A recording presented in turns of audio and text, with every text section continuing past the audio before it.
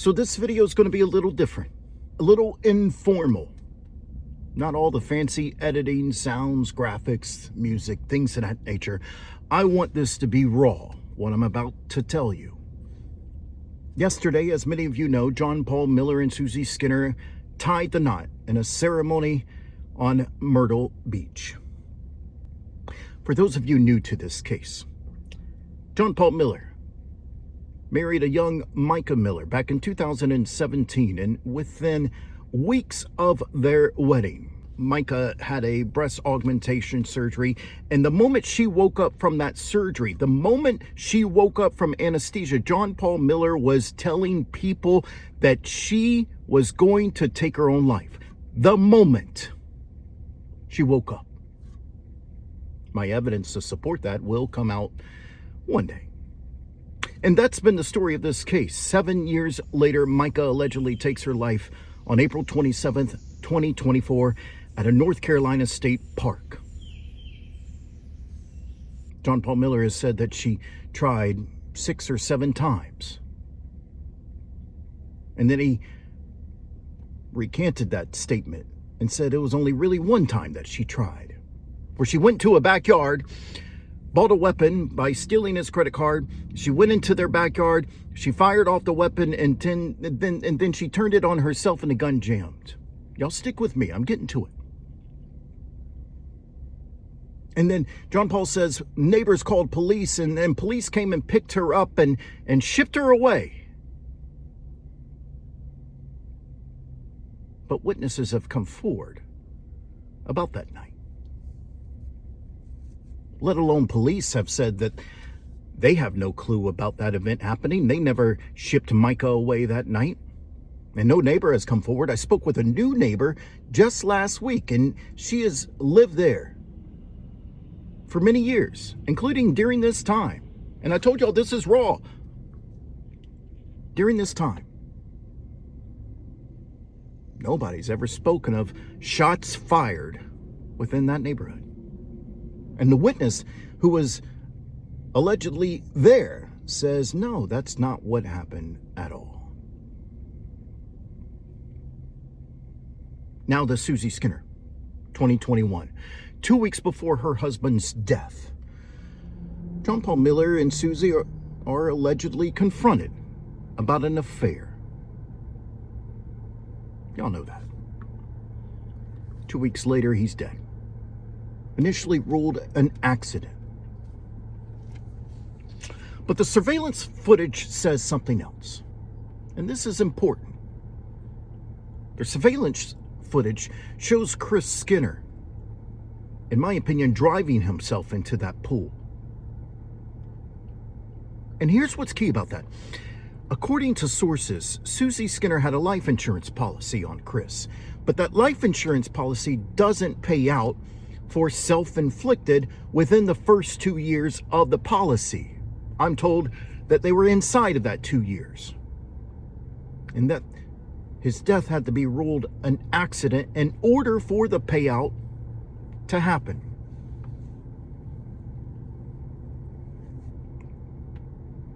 And then last week, audio of Suzie's interview in a now reopened case going into Chris Skinner's death to try and determine if this was truly an accident and if there is insurance fraud. Audio was released. Listen to that audio from March 2025 of Suzie's interview with detectives. Yes, I think he fell asleep or whatever. I don't know. I haven't seen the video. And that morning when that detective's asking me those questions or whatever, I haven't seen the video. I have no idea. So yes, that's my best guess on that day at that moment that that's what happened to my husband. I'm the one that lives with him. I'm the one that takes care of him. I'm the one that was there the night before. I'm the one that got him up that morning. I'm the one that gives him the medication. Not these other people. I'm the one that lives with him. Yes, I know he's sad. He's freaking paralyzed for 21 years. Would you not be sad?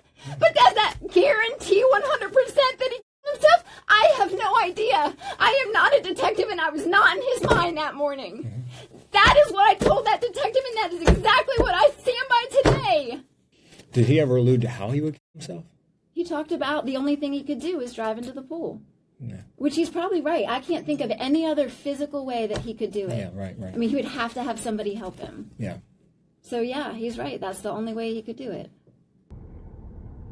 And along with that, another witness met with detectives, and they said that Chris was not being taken care of, that he was developing bed sores because Suzie wasn't taking care of Chris, wasn't bathing Chris, wasn't helping Chris live life.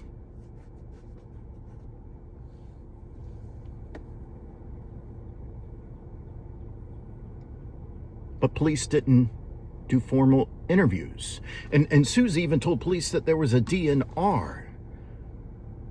And police waited for that as Chris sat there in the ambulance, and Suzie couldn't produce that DNR, wasting valuable time. And when Chris was shipped off to a hospital, Suzie waited around for John Paul Miller 40 minutes. She didn't ride with him in the ambulance. She didn't go with him. She waited for 40 minutes for John Paul Miller. And then, even then, she didn't go to the hospital. She went to her house. Her husband died alone.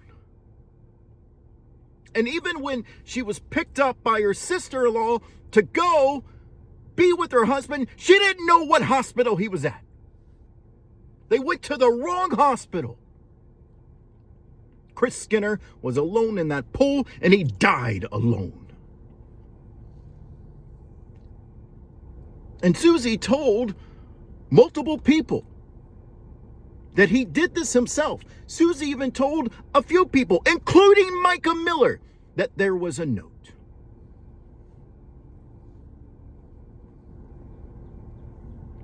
But for some reason, that story began to change.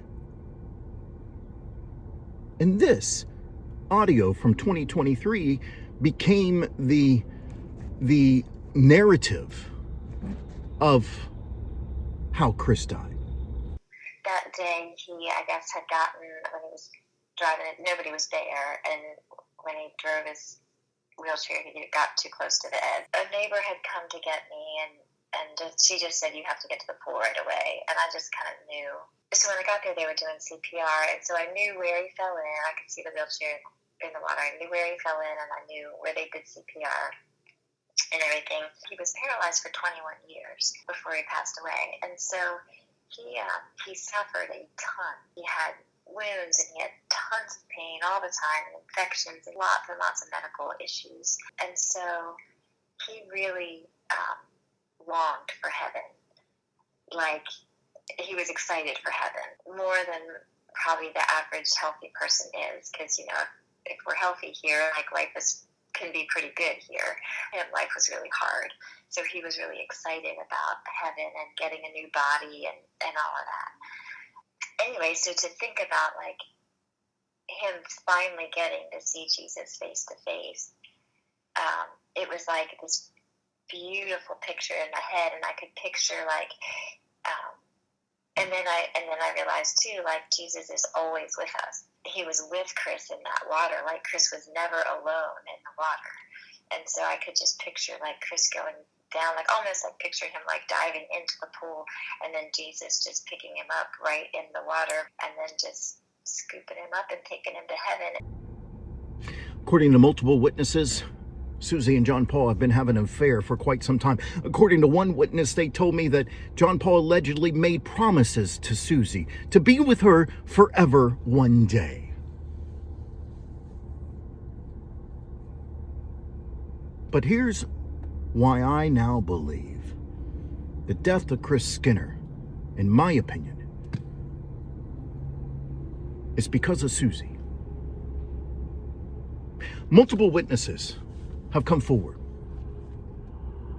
and they have told me that not only did Suzie stop taking care of Chris, she was actively pushing him to go get his heavenly body. she was allegedly telling him.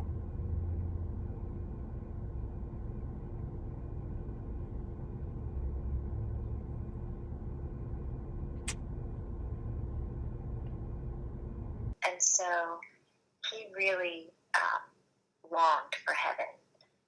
Like, he was excited for heaven more than probably the average healthy person is, because, you know, if we're healthy here, like, life can be pretty good here, and life was really hard. So he was really excited about heaven and getting a new body and all of that. They have lied to us for the past year. Matter of fact, I've seen text messages from John Paul Miller telling people that Suzie was too old for him. He had no interest in her.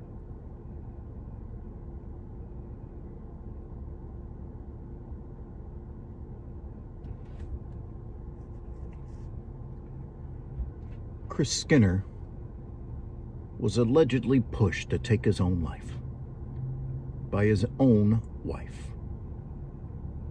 Mica was told to take her own life by her own husband.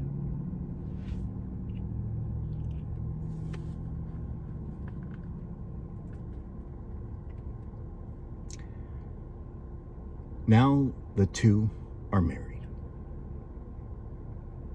Is anyone surprised by how this story has turned out?